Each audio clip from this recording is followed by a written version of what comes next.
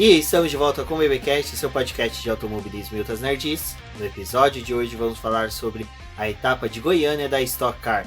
E aqui comigo eu tenho a Débora Santos Almeida. Olá, amigos, sejam bem-vindos a mais este podcast. E bom, assim como o GP do Brasil, a corrida em Goiânia não terminou quando acabou de verdade. Exatamente, mais uma vez na Stock Car tivemos um pódio que ao final teve mudanças. E eu sou o Rubem GP Neto, o host de vocês. E hoje, como dito, vamos falar sobre a 11ª etapa da Stock Car, a segunda realizada este ano em Goiânia. E já vamos aí para a reta final do campeonato. Nessa prova nós tivemos a pole position do Gabriel Casagrande, a vitória dele na primeira prova. E Felipe Fraga herdando a vitória, da segunda etapa. Mas, antes de prosseguirmos com a nossa gravação aqui com o BBcast, vamos agradecer a nossos apoiadores, aqueles que auxiliam o Boletim do Paddock através do nosso financiamento coletivo e contínuo do Apoia-se. E são eles: Ricardo Bannerman, Maia Barbosa, Eliezer Teixeira, Luiz Félix, Arthur Felipe, Rafael Celone, Will Mesquita, Anthony Santos, Rogério Froner, Helena Lisboa, Cássio Machado, Carlos Del Valle, Bruno Vale, Eric Nemes, Bruno Shinozaki, Alberto Xavier, Eduardo Martins, Will Bueno, Ricardo Silva, Beto Correia, Fabrício Cavalcante, Arthur Apóstolo, Sérgio Milani, Melquiades Veloso, Micael Souza, Ezequiel Bali e Silnei Messi. Fica aqui o meu agradecimento aos nossos apoiadores. Com vocês, o Boletim do Paddock consegue crescer e aumentar o seu conteúdo nas plataformas. Mas além disso, gostaria de deixar um agradecimento especial para o Beto Correia, que também é o nosso apoiador aqui. Ele forneceu as fotos da galeria que a gente fez durante esse final de semana lá para o site. Então tem todas as partes da Stock Car, desde os treinos livres até a classificação. E nessa segunda-feira a gente vai disponibilizar para vocês também o das corridas. Então não deixem de acessar o site, que também é um complemento do podcast, para vocês conseguirem ver essas fotos, acompanhar um pouquinho mais de perto a etapa. Lá vai ter os detalhes dos carros, então essa é mais uma parte que vai complementar esse programa e auxiliar vocês com o decorrer dessa história. Exatamente, até mesmo a capa dos nossos posts desse final de semana, bem como do BBcast de hoje, será com fotos cedidas aí pelo Beto Correia. E o nosso agradecimento aí a ele por ter nos auxiliado, a ele, que é um dos nossos apoiadores, e também é um excelente fotógrafo. Então no post tem o link pro perfil dele do Instagram, então peço aí que os nossos ouvintes que curtirem as fotos, vá lá, siga o perfil dele, curta as fotos, comentem, porque ele tem fotos maravilhosas. Guilherme Salas agora, que foi campeão da Stock Light e já está confirmado aí pela KTF, correr pela Stock normal, correu esse final de semana.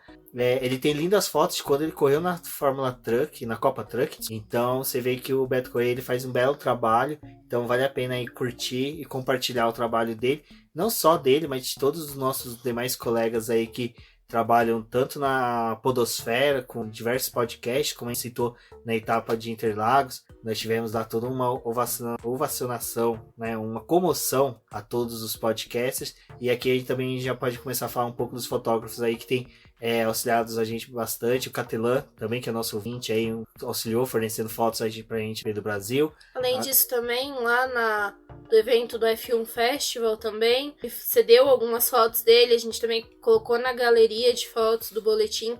Então todo esse trabalho em conjunto que a gente tem, com o auxílio de várias pessoas, não é somente eu e o Rubens que fazemos esse programa. Tem esses amigos, as pessoas que fornecem material pra gente quando a gente não consegue estar junto nas etapas. Então isso é toda uma parte de um crescimento. Então fica aqui o agradecimento para eles, principalmente por todo esse auxílio que eles vêm dando. Bom, e falando em auxílio, vamos à etapa da Stock Car de Goiânia, que esse final de semana já começou, assim como eu poderia dizer, numa situação atípica, porque nos treinos livres nós tivemos sol, Débora? Exatamente. Mas no treino classificatório já começamos com um verdadeiro pé d'água lá em Goiânia. Lembrando que essa etapa em Goiânia, a sexta-feira foi preenchida pelos treinos livres e teve um treino para os pilotos que são novos na categoria, para eles poderem ter mais um momento com o carro. Então a sexta-feira foi bem cheia, de muito sol, e principalmente nesses treinos livres, diferente do que costuma se ver, os pilotos que são os líderes do campeonato, eles estavam conservando mais o carro, mais os equipamentos. Então eles ficavam mais ali para a parte de baixo da tabela, deixaram o pessoal que não tá disputando o campeonato, né, lutar ali pela ponta desses treinos livres. E só foi no terceiro treino livre que o Daniel Serra apareceu lá na liderança, e o Ricardo Maurício e o Thiago Camilo estavam ali no top 5. Foi uma coisa atípica do final de semana. Mas, como o Rubens disse, lá na classificação choveu. Até por conta disso, a transmissão atrasou. Tudo atrasou, né, na verdade. Os carros demoraram um pouco mais de tempo para poder ir para a pista, porque a chuva caiu minutos antes da classificação ter início. E começaram a fazer verificação na pista e não encontraram a condição adequada para esses pilotos irem. Então eles esperaram para poder ver se o tempo ia melhorar. E quando finalmente eles foram, tinha uma poça gigante, quase um lago ali na saída dos boxes, estava bem molhado. E essa chuva ela começou a ir e voltar. Então para o primeiro grupo que foi para a pista, eles se depararam com uma pista bem molhada. Só que conforme eles foram dando volta, essa pista foi secando. Quando o segundo grupo foi para a pista, começou a cair umas gotinhas de chuva, mas o segundo grupo surpreendeu porque eles pegaram a pista ainda assim com uma condição melhor do que o primeiro e conseguiram rodar melhor, tanto que apenas 4 pilotos do primeiro grupo conseguiram avançar para o Q2. Exatamente, uma característica que tem, e até foi falado na transmissão, eu acho que, salvo engano, foi o Valdeno Brito que comentou sobre isso, é que em Goiânia, como lá é muito calor, muito quente, e fez calor a manhã inteira, o dia inteiro, o asfalto estava quente, então toda a superfície dali estava quente, então evaporava muito rápido. Então essa condição que a pista encontrava poderia facilitar ou atrapalhar muitos pilotos. Então até mesmo quando teve essa entrada do primeiro grupo, a gente viu que demoraram para os pilotos irem. E muitos que foram ficaram muitas voltas, principalmente tentando achar o traçado, melhor traçado e também secar a pista, né? Porque eles precisavam ali ter uma pista um pouco mais aderente, apesar que eles estavam com pneus de chuva, mas é uma regra que tem no automobilismo, principalmente na Stock Car, que somente quando for decretada a mudança climática é que se troca por pneus slicks. E além disso, teve uma coisa bem interessante, que quando essa chuva começou a cair, os carros ainda estavam lá nos boxes e as equipes começaram a trocar o para-brisa dos seus carros.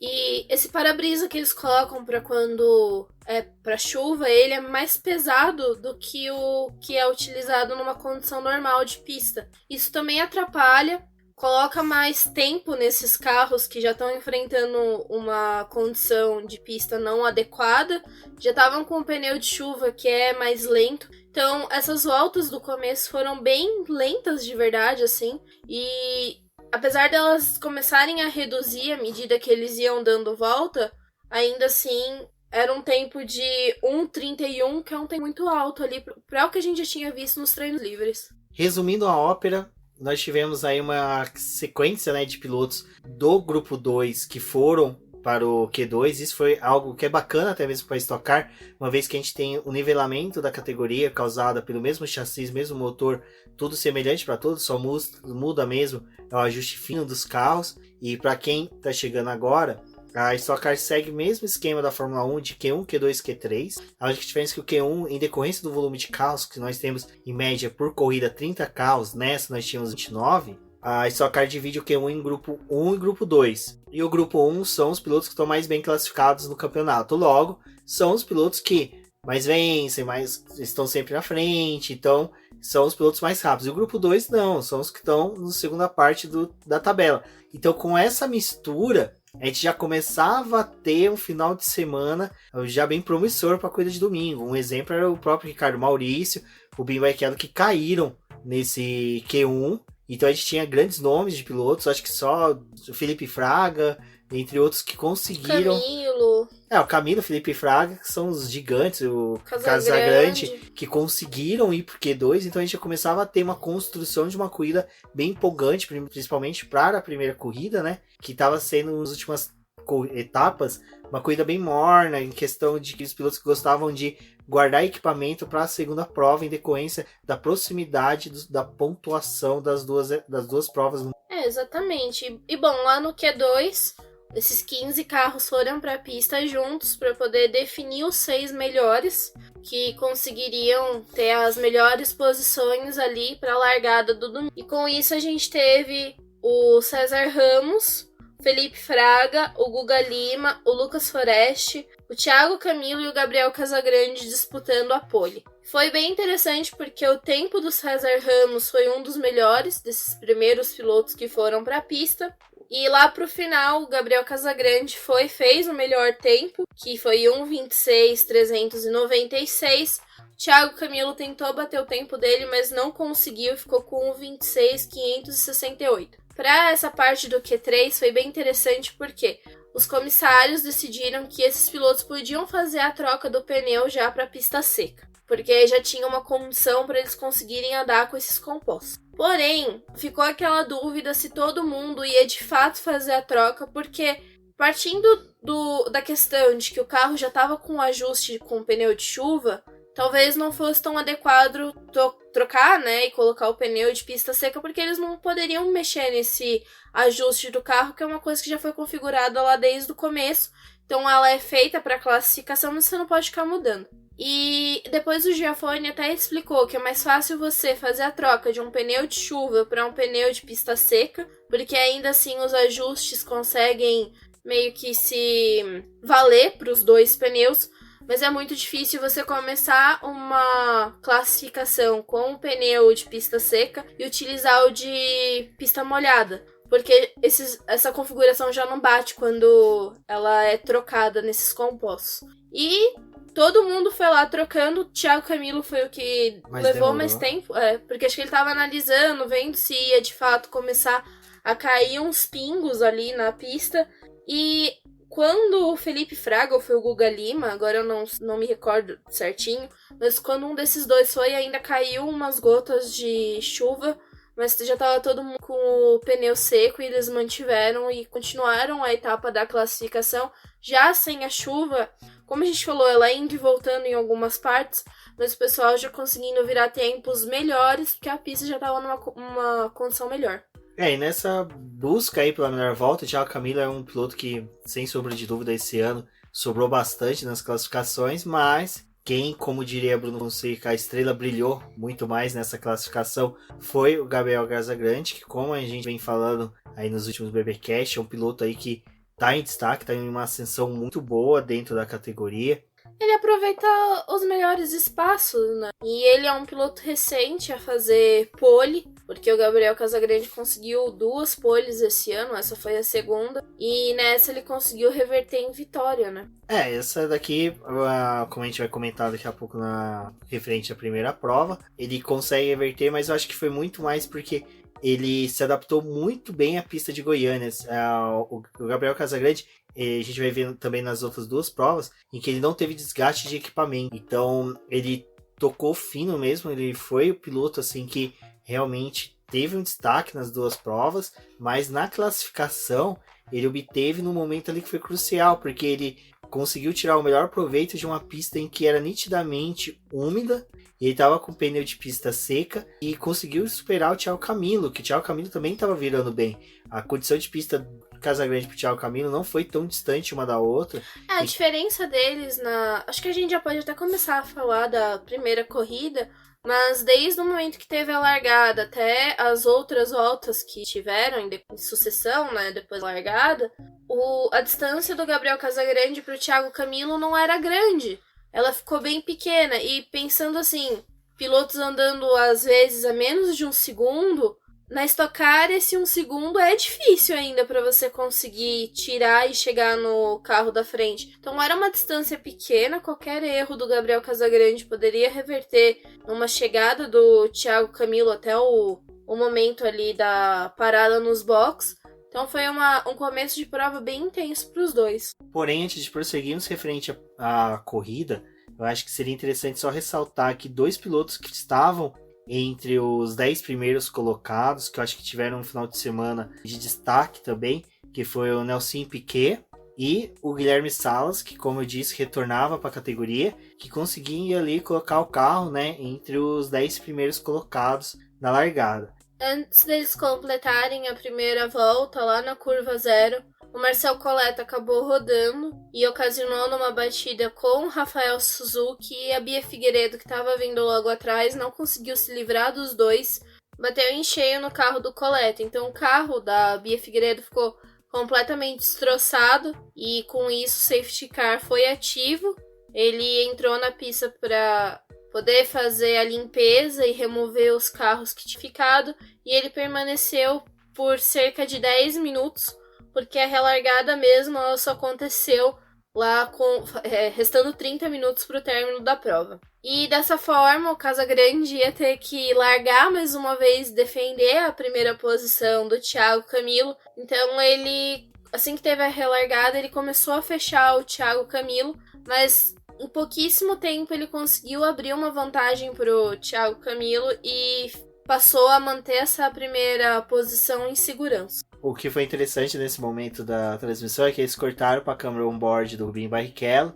Aí, de repente, do nada, o Rubinho Barrichello roda. Então, aí tivemos... Era praticamente o raio da morte do carro. Exato. E aí, depois fomos ver, o Rubinho Barrichello tentou uma ultrapassagem pelo lado sujo da pista. Ele foi bem útil. Se conseguisse, seria uma bela ultrapassagem, com certeza ia concorrer com a mais bonita ultrapassagem do final de semana da Stock Car, um prêmio que é dado pela Lubrax, Petrobras.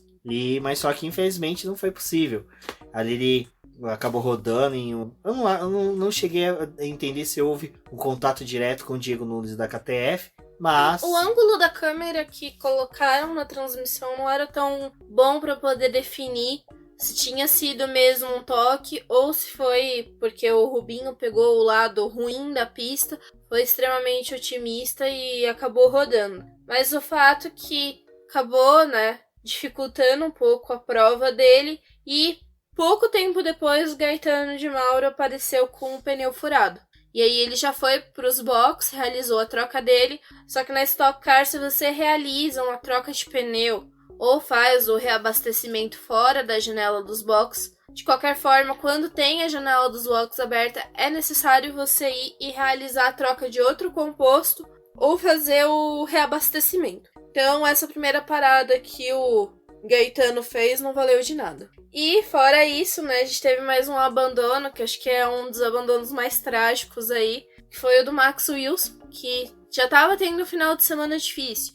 Na verdade, o Max Wilson já está tendo um histórico, de corridas esse ano bem complicado. E ele é um piloto que está sem vaga para o próximo ano. Então, esse foi mais um resultado que aconteceu com ele. O carro dele enfrentou o problema. Ele foi bem cuidadoso na parte de conseguir tirar o carro do traçado para poder não atrapalhar a corrida, para que ela não fosse interrompida mais uma vez. Então ele levou esse carro para uma área segura, deixou ele e deu por encerrado o final de semana. Nesse momento, o Gabriel Casagrande conseguia seguir firmemente na liderança, seguido por Camilo, mas logo atrás eles já, como eu falei, ele seguia um grupinho fechado ali de pilotos bem próximos, então era uma característica aí que estava sendo interessante, que estava bem próximo da janela dos boxes abrir, e com isso a gente começava a ver ali uma configuração de possíveis pilotos com possibilidade de subir ao pódio, fora a Gabriel Casagrande, que era aquele destaque, por estar vindo mais rápido, liderando a prova.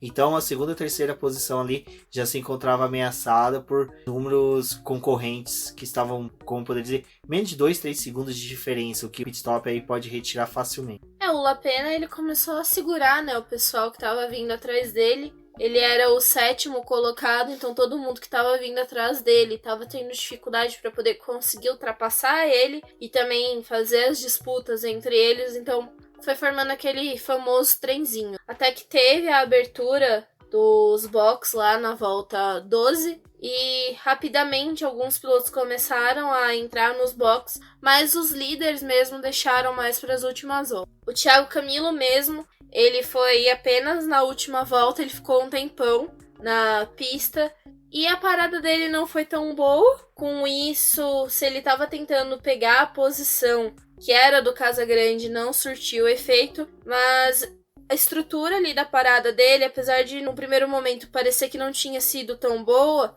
para um piloto que estava tentando conseguir mais pontos durante a corrida, e o final de semana, até que não foi uma estratégia tão ruim. Porque já é meio que de consciência, assim, de todo mundo, que o piloto que vence a corrida e principalmente vai pro pódio nessa primeira prova, não consegue se dar bem na segunda. Então, se você está tentando juntar pontos, que nem era o caso do Thiago Camilo, que precisava, porque ele está disputando o campeonato, foi até prudente dele não ficar ali em cima do Gabriel Casagrande e deixar mais espaço. Exato, porque até mesmo tem uma questão que é do Thiago Camilo, pelo menos é um calcanhar de Aquiles, tanto dele como da equipe, é que o carro dele perde muito rápido. A gente vê ele tendo um bom destaque aí na classificação, conseguindo pódio, mas ele não consegue reverter isso em vitória e uma grande soma de pontos no final de semana, que é uma característica que o Daniel Serra já consegue. A gente viu na última etapa aí que o Daniel Serra conseguiu em Velocitar, que ele conseguiu 2 terceiros lugares. Então o Thiago Camilo não conseguiu isso no decorrer do ano. Então o carro dele, naturalmente, você vê que perde rendimento depois do terceiro quarto da corrida. Ele começa a perder um rendimento muito forte, começa a se tornar uma chicane ambulante, muitos pilotos passam por ele. A gente viu isso na segunda prova, como vai ser comentado mais à frente. Então essa prudência que ele e a equipe tomou foi boa, porque assim ele conseguiria... não chegaria ao pódio, mas ele estaria numa posição ali intermediária entre os 10 primeiros, que ele conseguiria largar de uma posição até mesmo favorável, que ele conseguiria ali permanecer nos pontos, numa pontuação boa. Então esse pit stop dele foi muito cerebral pela equipe, acho que foi uma medida até muito prudente por parte deles, mas que assim, é chato porque a gente viu o piloto sendo aguerrido para se manter na segunda posição, colocando pressão ali no Gabriel Casagrande. Não deve ser fácil, igual o Gabriel Casagrande, que está ainda construindo a carreira, o nome dentro da categoria, ter quase que uma prova, metade de uma prova inteira, o carro da Ipiranga Racing ali fungando no retrovisor dele, no cangote dele. E não só isso, que a gente estava falando da questão de pontos, né? A prova da Stock Car, diferente da Fórmula 1, que só pontua até o 10º, eles têm ponto até o 20º. O primeiro, na primeira corrida, ganha 30 pontos e o 20º ganha 1 ponto. E na segunda corrida eles deixaram mais próximos pontos, então é uma vantagem você terminar mais à frente. Que na primeira, nessa segunda corrida, o primeiro ganha 24 pontos e o 20º 1 ponto. Quando arrumaram o grid ali, já dava para poder perceber que o Camilo tinha perdido a segunda posição e não só isso, ele tinha caído para quarto. Ali eles já tinham se encaminhado para o final da prova e faltando 2 voltas para o final, o cronômetro zerou com 2 segundos. Então tinha que terminar aquela volta, dar mais uma volta por conta do tempo, que é 40 minutos mais uma volta. E com isso, o Daniel Serra conseguiu se aproximar do Thiago Camilo, fez a ultrapassagem, o Camilo caiu para quinto, e terminando a corrida, o César Ramos tinha dado uma colada ali no Gabriel Casagrande, e o Gabriel Casagrande deu uma acionada no botão de ultrapassagem para poder dar aquela descolada ali do segundo colocado, e eles cruzaram a linha de chegada com o Gabriel Casagrande em primeiro, o César Ramos em segundo e o Lucas Forest em terceiro, que são pilotos que a gente não tá tão acostumado a ver nesses últimos tempos no grid. O César Ramos ele foi um piloto muito bom, né? Em alguns momentos ali que ele conseguia... Ele até destacou isso na entrevista que ele deu para Sport TV, em que ele não estava tendo uma boa sequência agora no campeonato, que esse pódio veio para dar aquela revigorada nele, e que também está sem contrato para o ano que vem, então até ele levantou isso, que vai ajudar ele aí nas negociações.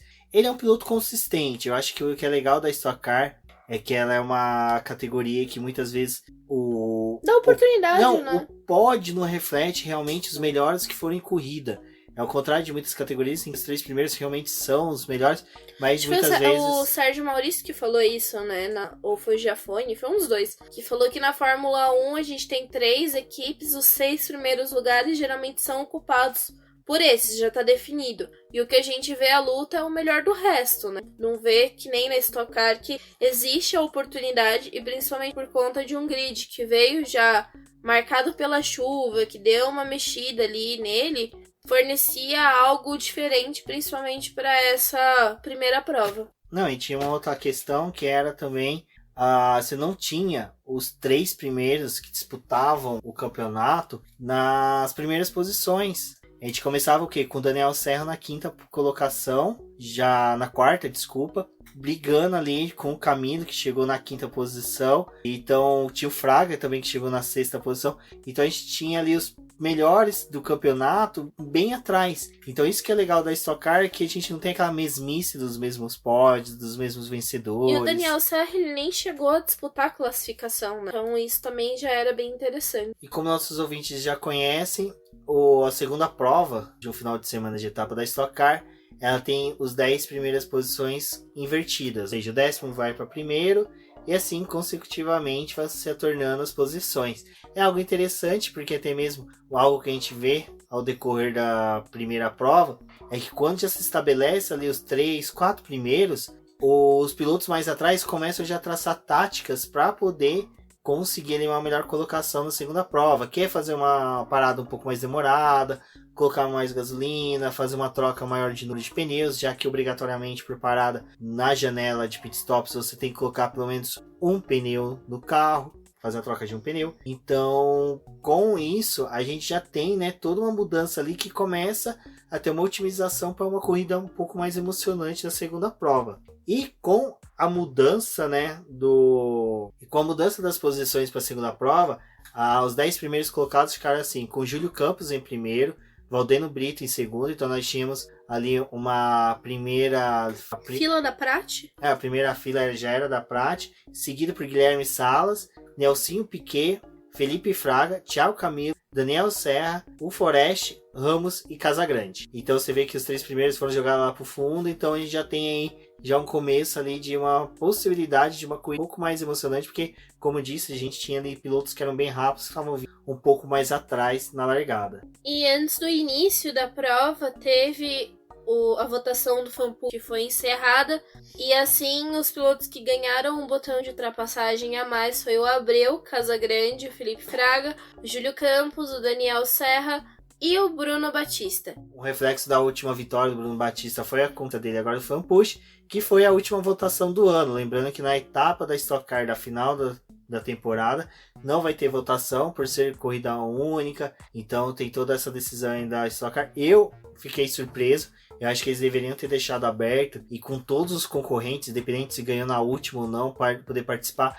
porque como a gente sabe, o fanpush às vezes dá uma dinâmica maior, dá um auxílio aí bem bacana para os pilotos que estão disputando posições. Bom, já partindo ali para o momento da largada, então, tinha o Valdeno Brito e o Júlio Campos disputando essa primeira ponta, apesar do Júlio Campos ser o primeiro, os 2 carros estavam alinhados juntos. E o Júlio Campos já tinha falado antes da largada que o carro dele não estava bom. O carro dele estava sem potência na reta, então ia ser difícil para ele manter a primeira posição, mas ele estava tentando torcer para poder terminar entre os 10 e conseguir a melhor posição possível. E já na largada ele perdeu esse primeiro lugar para o Valdeno Brito, que não hesitou em ultrapassar o companheiro de equipe. Também não fez nenhuma questão de ser o escudeiro do companheiro.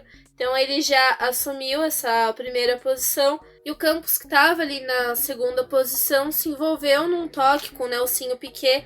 E o Nelsinho Piquet foi perdendo posição até ele cair para 7º. Quem também começava a perder posições era o Felipe Lapena, porque ele acabou rodando, né? Caiu para a 27ª posição. E nessa começávamos uma disputa entre Guilherme Salas e Diego Nunes, uma guerra doméstica ali da KTF, em que eles disputavam a 4ª posição. Só que ali nessa disputa, o Casagrande estava próximo deles e o Casagrande se tocou com o Nunes e o Nunes rodou e caiu pro 20º. Então acabou com a disputa que tava tendo ali dos pilotos da casa. Exato. E uma coisa que já começava a ficar interessante na corrida era que o Valdeno Brito começava a apertar muito o carro dele, ele já abria quase 3 segundos do Campos. Então, nessa hora mesmo eu já fiquei surpreso, eu já comecei até a comentar com a Débora, falando, olha, o Valdeno Brito tá exigindo demais do carro dele, é algo que, assim, para um carro das características da Stock Car, você começar uma corrida tendo tanto dele, dá indícios de que provavelmente o carro não vai resistir até o final, ou você vai acabar sendo prejudicado num momento ali que o carro vai precisar realmente responder. A ideia dele era tentar abrir vantagem pro Campos ou pro segundo piloto que tivesse ali ocupando essa segunda posição, então ele chegou a abrir quase 3 segundos para o Campos, já pensando na troca dos boxes, porque ele levaria uma vantagem para esse piloto e também poderia fazer uma parada mais demorada, porque a primeira dele ele não tinha demorado tanto e ele ia precisar colocar mais combustível e fazer o que é necessário para poder terminar a segunda corrida. E com isso ele foi queimando o botão de ultrapassagem para poder aumentar essa distância. E essa utilização do botão de ultrapassagem foi cobrado dele no final da corrida, porque é o momento que ele mais precisava, ele não tinha mais como se defender. Exato. E nessa hora, César Ramos recolhia o carro, porque ele já não ia ter gasolina para terminar a prova ou chegar até a janela de pit stops. Ele não focou na primeira prova, ele só deu algumas voltas na etapa e recolheu o carro para os boxes. É algo natural dos pilotos que não estão tão acostumados a pensar e nem focar nas duas partes da corrida, porque não estão ali disputando o campeonato, estragar o carro na primeira prova e perder a oportunidade de disputar a segunda. Tem os pilotos já que são clássicos de focar só na primeira prova, ou que nem o Barrichello, que às vezes elimina um pouco o resultado da primeira, mas ainda assim tenta ficar entre os 10 primeiros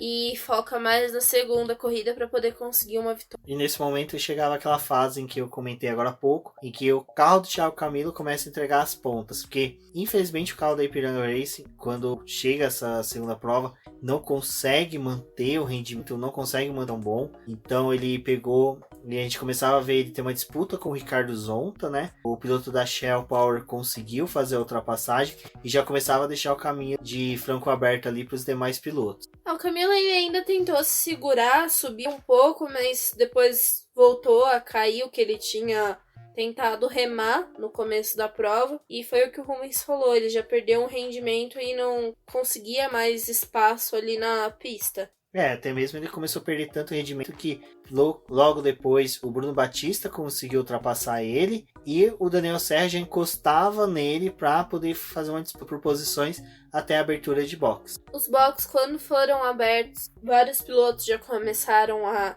ir para ele, né? E o Ricardo Maurício, ele foi na segunda volta. Então, ali ele já começou a ter um ganho, porque depois que ele saiu da pista, ele começou a apertar o passo para poder conseguir subir um pouco mais no grid. E depois foi o que a gente viu dele já mais próximo líderes quando arrumou as voltas, as posições. E depois, mesmo depois das paradas de boxe, Valdeno Brito, né, que fez uma parada longa nos boxes, ele conseguiu voltar à frente e já abria mais 3 segundos aí pro Felipe Fraga, que era o segundo colocado, que já começava a sofrer investidas, né, fortíssimas do Ricardo Maurício. E depois que o Ricardo Maurício conseguiu fazer a ultrapassagem no Fraga, ele já foi para cima do Valdeno Brito. E aí foi um momento que a gente entra em discussão do que aconteceu, que ali no começo da prova ele tinha usado tantos botões de ultrapassagem para poder se distanciar do segundo colocado, que nessa parte da corrida ele já não tinha mais botão de ultrapassagem. Quando o Ricardo Maurício chegou nele, ele tinha só um botão e ele tentou defender ali na unha o Ricardo Maurício. Na primeira vez ele levou um pouco de vantagem, porque quando o Ricardo Maurício acionou o botão de ultrapassagem, ele tinha espaço para poder defender. Então ele fez o Ricardo Maurício queimar um botão.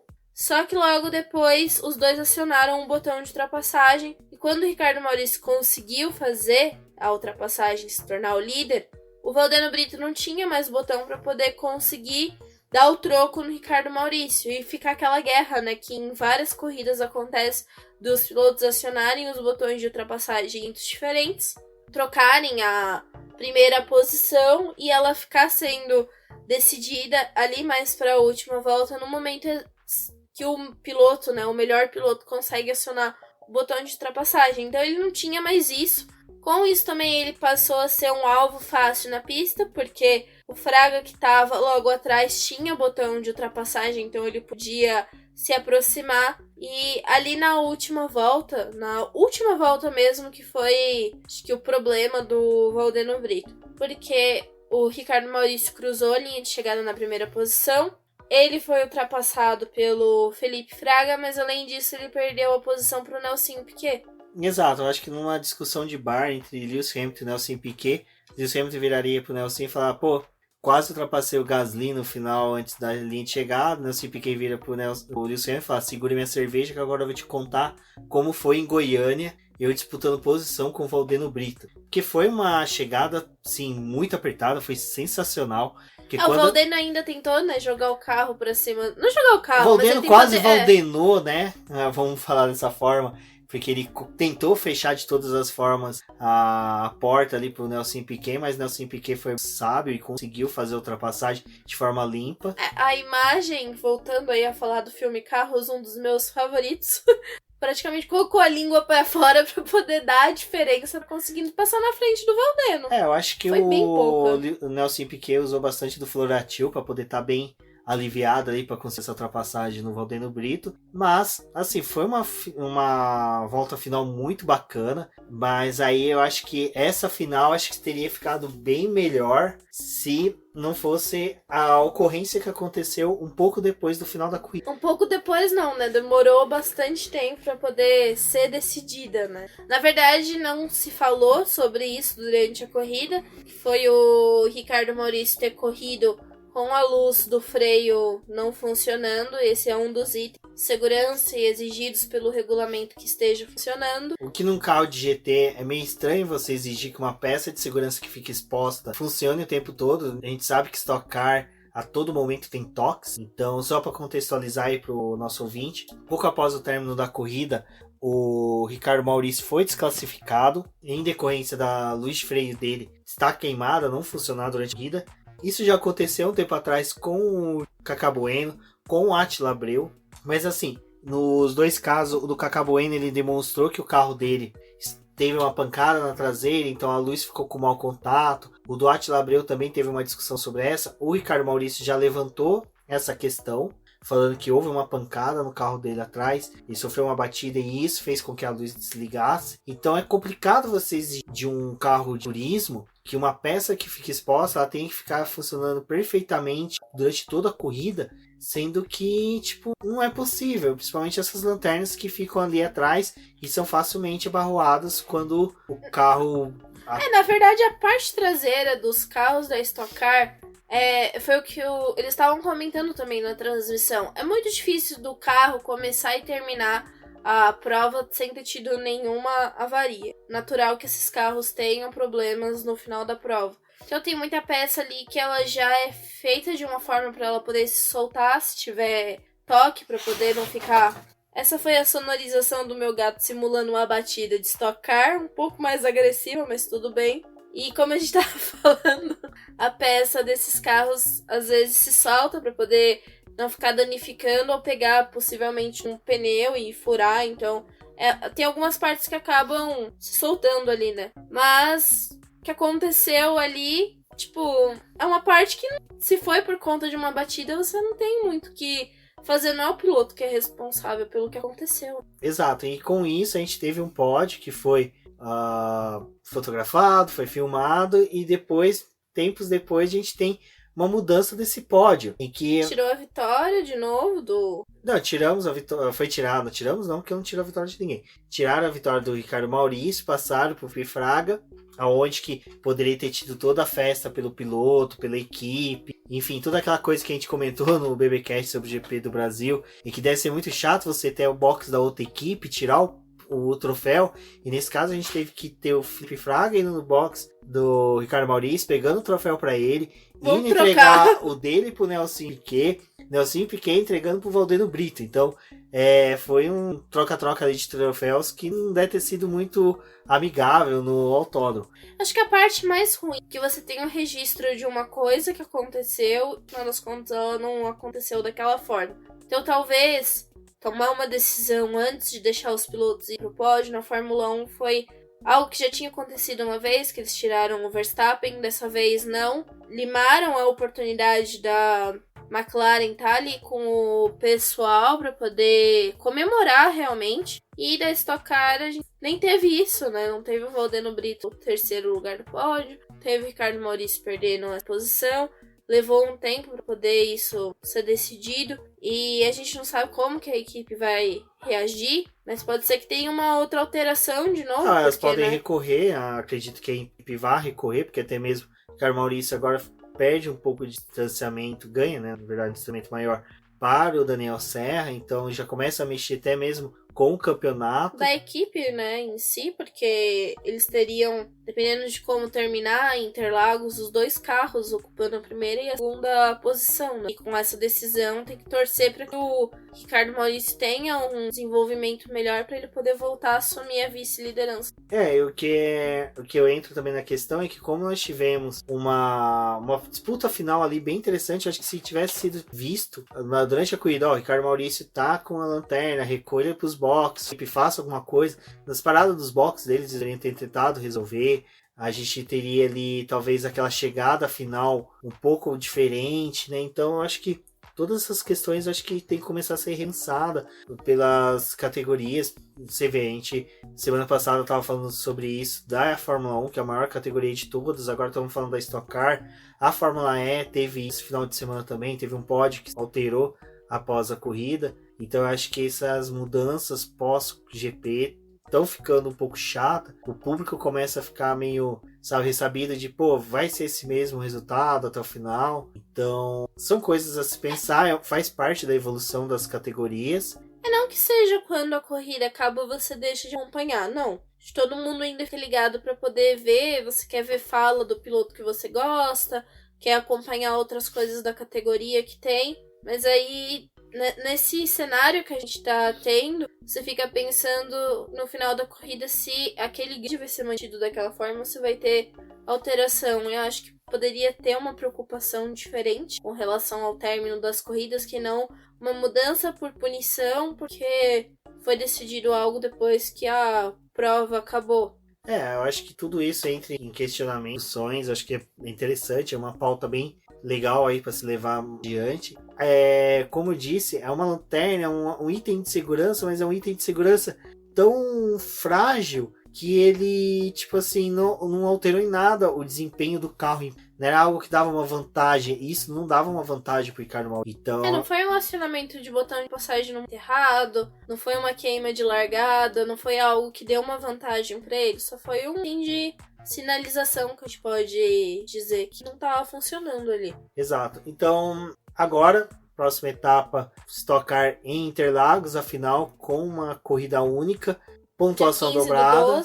15 do 12, então fiquem atentos, o Boletim do Paddock aí fazendo a cobertura. Então acompanhem os textos, os posts e o BBcast sobre a categoria, como a Débora disse, as fotos aí dos nossos amigos Beto Correia e do Rafa Catelan referente à cobertura da etapa. Até o 6º colocado do campeonato, eles estão disputando o campeonato lá em Interlagos. Então o Daniel Serra é o líder com 335 pontos, seguido pelo Thiago Camilo com 306, Ricardo Maurício com 292, Rubens Barrichello com 284, Felipe Fraga e Júlio Campos empatados com 283. Esses são os 6 melhores colocados disputando essa primeira posição lá em Interlagos. Exato, lembrando que a pontuação vai ser dobrada referente à pontuação da primeira corrida, então serão 60 pontos disputados aí, com chance aí dos 6 primeiros estar a vitória, mas aí começa aqueles cálculos matemáticos de depende de onde Daniel Serra vai chegar. Então vai ser uma disputa muito acirrada, contudo, foi uma coisa que eu comentei em decorrência aí da eliminação, desclassificação do Ricardo Maurício da segunda prova, o Daniel Serra praticamente só precisa chegar em Interlagos para poder conquistar a vitória. Então provavelmente a gente vai ter uma prova bem parecida com a do ano passado, que o Daniel Serra ministrou muito mais o resultado do que tentou obter a vitória, buscou muito mais estar numa posição que favorecesse a ele. E o Ricardo Maurício, a gente tem que lembrar que ele venceu as 2 últimas etapas em Interlagos, ele é um piloto rápido em Interlagos, gosta de Interlagos, então a gente pode ter um grande desempenho em piloto paulista. Tem a vitória da Milhão. Exato, então a gente já tem umas características boas para essa etapa, e já o Thiago Camilo era o piloto que precisava estar um pouco mais à frente no campeonato, mas ele é um piloto que não tem uma, como eu poderia dizer, histórico, né? Não é um histórico muito bom em Interlagos, então isso pode auxiliar aí muito o Daniel Serra. Como eu disse, basta chegar em Interlagos, conseguir chegar à frente de qualquer um desses 6, independente do resultado, ele já é campeão. Bom, então é isso, pessoal. Agradeço a todos que ouviram o BBcast até aqui. Acompanhem a gente pelas redes sociais. Ouviu o BBcast? Dá screenshot da tela, marca a gente nas redes sociais. É bem bacana para que a gente possa com vocês. nas redes sociais, sempre como Boletim do Paddock, no Twitter, Boletim Q. Eu, a Débora e também todos os demais colunistas do Boletim do Paddock sempre estamos à disposição de vocês aí. Então venham, conversem com a gente, chamem no Twitter. É sempre bacana a gente trocar ideias. Deem ideias de pauta pra gente. O Rafael Carvalho, o Rafael Xangô no Twitter, esses dias ele deu uma ideia bacana aí de pauta pra gente. Então façam isso, convidem a gente, conversem com a gente nas redes sociais. Eu sou o MGP Neto, um forte abraço a todos e até a próxima. Fica aqui o meu agradecimento a todos que escutaram o programa até aqui. Não deixem de conferir a nossa campanha de financiamento coletivo e contínuo na plataforma Apoia-se. No Twitter eu sou a The Flowers e no Instagram vocês podem me seguir no The Almeida Foto. Lá vocês podem conferir todas as fotos que eu já fiz da Stock Car, Fórmula 1 e demais categorias. Até a próxima!